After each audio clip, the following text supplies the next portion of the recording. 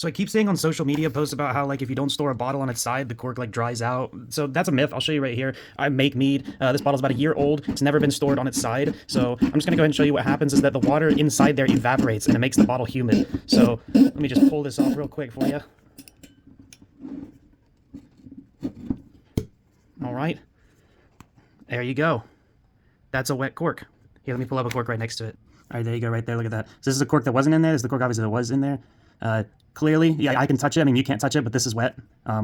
Yeah, so that's a myth. There's one more side by side there. Sorry, the lighting's not the best. It's kind of late right now, but yeah, I mean, if I flip this side over, clearly you can see this is that color. So this is dry.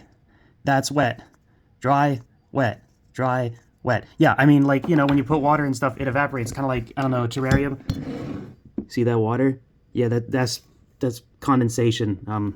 That's what happens in your bottle. Or, you know, like the lid of my aquarium. You know, there's water that condenses on the glass there. Yeah, I've been doing this for years, and I've literally never had a problem with a cork, and I never store things on its side. You can store it on your side if you want, you know, it looks pretty, but I don't like to do it. There's no reason to do it, so.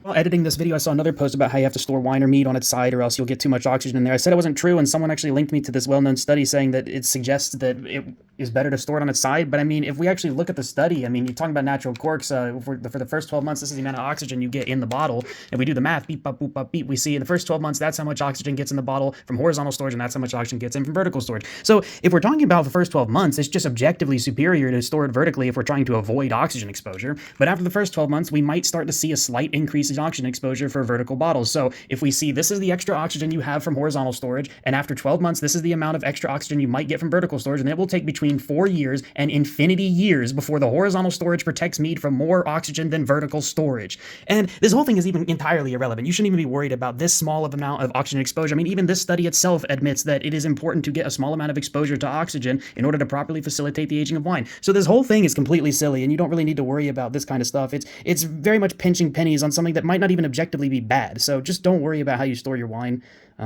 It's kind of a culture thing.